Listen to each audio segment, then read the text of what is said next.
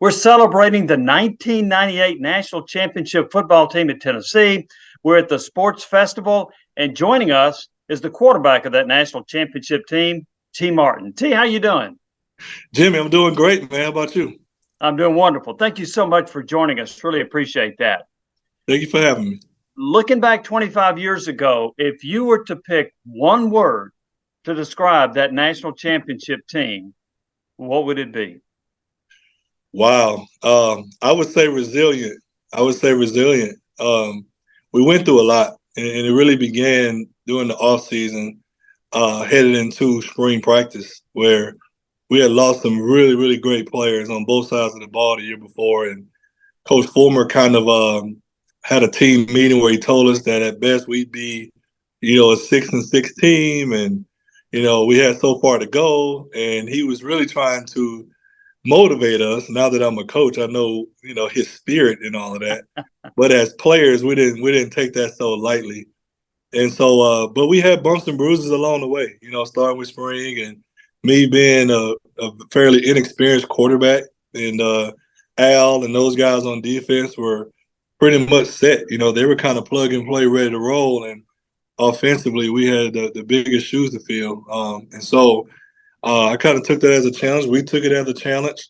But throughout that year, starting off on the road at Syracuse, 1-point win by field goal, and just the ebb and flow of that season, losing Jamal early, having Arkansas game where Al was down, and it not only did it attack our character, as a team, but it attacked our resolve, our ability to handle colossal losses. Not having Jamal Lewis is huge. Not having Al Wilson at times was tough. And not playing our best on either side of the ball at times those things were tough. But we found a way, whether it was defense, offense, or special teams, to collectively win each game and ultimately win the national championship. You mentioned some of those key players. There were 3 first-round draft picks that were lost from the previous year. Peyton Manning was one, Terry Fair, and then Marcus Nash. I also remember this. In the spring, the offense was having trouble getting a first down against that defense. So Oh, yeah. were you worried about the offense, or did you realize, hey, this is a special defense? Heck yeah, I was worried because it didn't look like that years before. And I'm like, is it me? Like, what's going on? And then ultimately it got to a point, as you said, Jimmy, this defense is really good. Just looking at the secondary and having those guys on the back end, whether it was Steve, Dwayne, Dion, those guys, Fred White, like all those cats on the back end, and then looking at the second level at the linebackers with Eric and Al, then looking at the D line, I'm like, no, we're good, but they're really good. And we realized that too, in the summer workouts after spring, when we kind of looked around and said, guys, we're pretty good. We just need to come together. We need to challenge each other. We need to practice hard, challenge each other in the weight room, in the conditioning moments of the off season, hold ourselves accountable, and we can be special. We thought that we had a good team. Did we see undefeated national champions? I don't think so, but we felt like we were pretty good going into the season. So you mentioned the win against Syracuse, and that was against Donovan McNabb. That was a heck of a Syracuse team. But I wonder, did that game really give you the most confidence? Or was it the next week when you beat Florida in overtime, and you hadn't beaten Florida in years?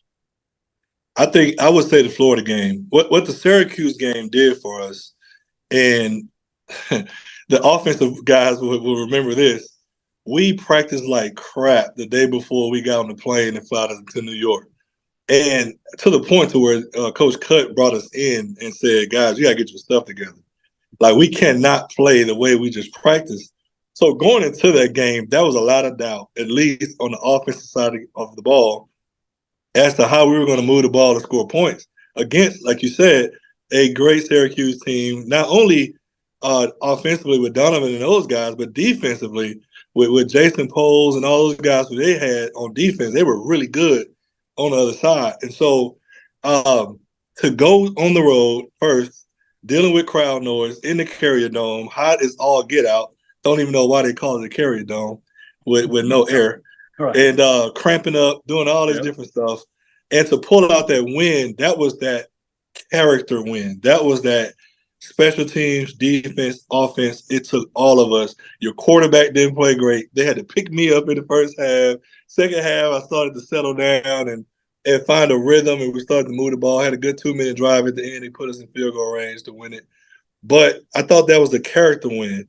And that kind of set the tone to, if we can just beat on the road a great Syracuse football team, how do we feel about going into the Florida game? And it gave us confidence to go into the Florida game feeling that, for the first time in a long time, not only did we feel like we had the talent to beat them, but we had the mentality to beat them.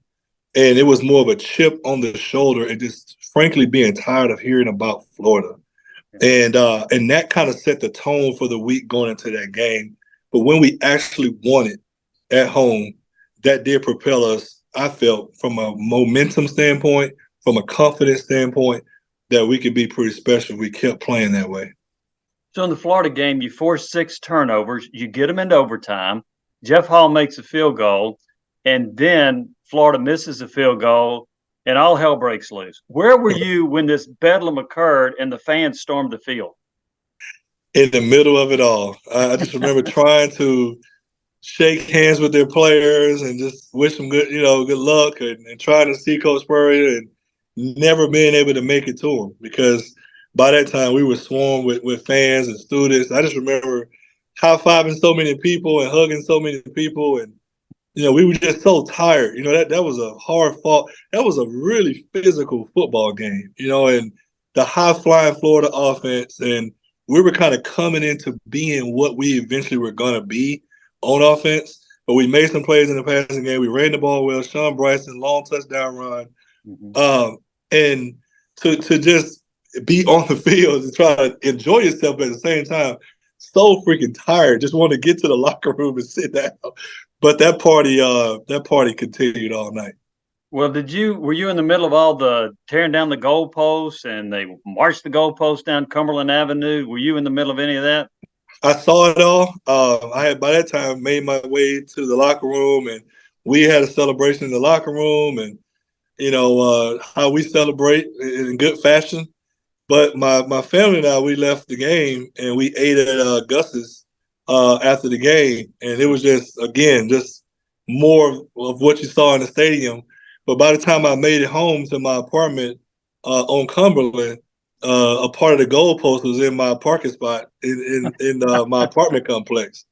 And I just thought that was special. That was something that I will never forget. That part of the goalpost had made its way down Cumberland all the way to my apartment and right outside of my apartment. So that was really cool. And whoever was responsible for that, still tip the hat to those guys.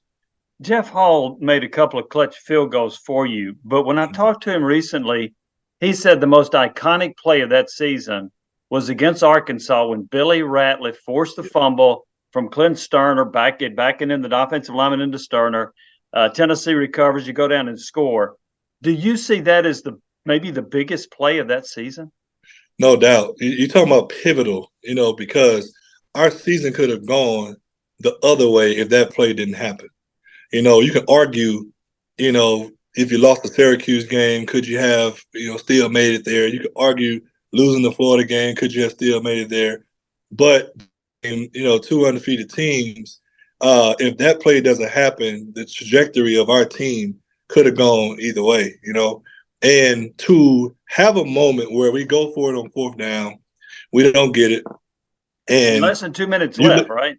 With less than 2 minutes left, you're looking at the clock and you're like, gosh, we're not going to get it. And I'm on the phone talking to Coach Cuddy. He's like, hey, we get the ball back. And I'm kind of looking at the clock like, dude, we're not getting the ball back. And I'm almost about to unbuckle my shoulder pads, because you're like, it's over. These guys are about to run a timeout.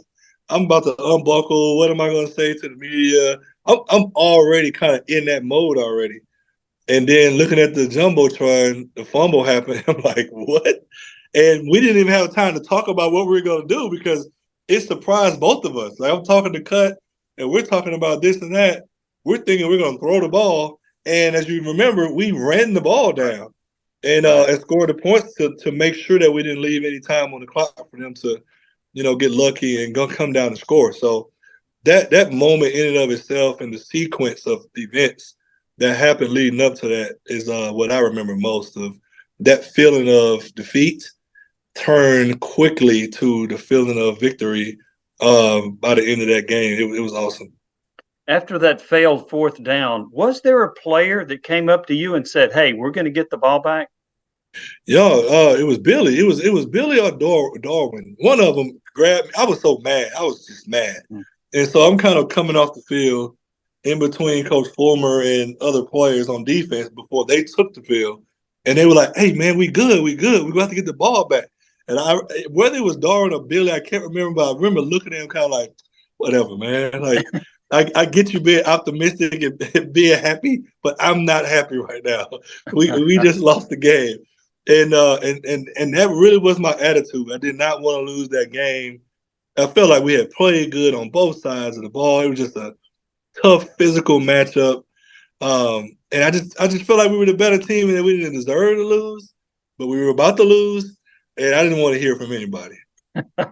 Going into the 1997 season, Peyton Manning surprised a lot of people, including me and including you, by staying for his senior season. Right. And I think you were prepared to be the starting quarterback in 97. Did you ever think of transferring after Manning said he was coming back to Tennessee? Yes, yeah, 100%. I was about to transfer to Miami. I was not mad about Peyton coming back. Mm-hmm. I wasn't upset about how good that was for our team. In a sense, I was being selfish and thinking about myself and my chance to play because I had built that up in my mind for the whole year. It wasn't like it happened for that moment. It was as you made a decision to come to Tennessee in the first place because you're looking at all the other places. I was looking at all the other places I could have gone. And I said, if I go here, for sure I'll be on the bench for 2 years. If I go here, for sure I'll be waiting. I may redshirt here. If I go to Tennessee, he's the one guy that's good enough to go pro. Yeah. And so in my mind, I'm like, all right, man, you'll be on the bench for 1 year and it's your chance. So I have been telling myself that from signing day, right? And then it kind of built up. Good season, always be the number one pick. All this stuff is like, you're going to be the number one pick and you're going to come back to school. And but I was happy for Peyton. I was happy for our team. I was happy for what that meant for our chances to go win a national championship and do great things. Selfishly and competitively, I was angry in a moment. And for about 2 or 3 days, it was trying to make phone calls to do that and about to head to the bus station to go home and really try to pursue transferring. And Pat Washington, who recruited me to Tennessee, who was our receiver coach at the time, great friend still to this day, sat me down and talked some sense into me, and it made sense. And thankfully, because it gave me a different perspective on how to take advantage of that next year. And that really helped me to maximize my sophomore year. That helped me be the quarterback that I would be the following year. A couple other questions. So you were the leader of the offense. Al Wilson was the leader of the defense. What's the meanest thing you've ever seen Al Wilson do? The meanest thing? Oh, Lord. Oh, man, that's hard because if you know Al is one of the best people on the planet. In terms of like cool dude. You want to hang out with Al. You want to go to his parties.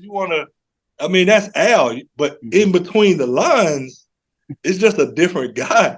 So off the field, nothing mean. He's that dude, Man, on the field, it was just how he played, just hitting people. And we used to run like ISO plays at practice, and him and Phil and Will Bartholomew, all those guys would meet in the A-B gaps, and those collisions at practice. And how Al would talk to people and get up and man, that's what I remember about Al Wilson. But in terms of like mean, like maliciously mean as a person, man, I think Al just cool dude. But in between those lines, different guy. He went into beast mode, if you will. All right, we have got more than a dozen of your teammates from the 1998 National Championship team We've got 8 or so coaches that are here. If you would, and I know that you couldn't make it here because of your obligations in Baltimore, what would you like to say to those former teammates and those former coaches from that 1998 team? First of all, I'd like to say, guys, I apologize for not being able to make it. As you know, we got obligations, but I know you guys are there, and thank you guys for being there representing all of us. The first thing I want to say is I love you all, and I miss you guys. All right, life happens. We all go our separate ways. Coaches, players, families. We're looking up. I'm a granddad now already, right? And so I just want to say I love you guys. Every moment that we spent together, it shapes who we are today.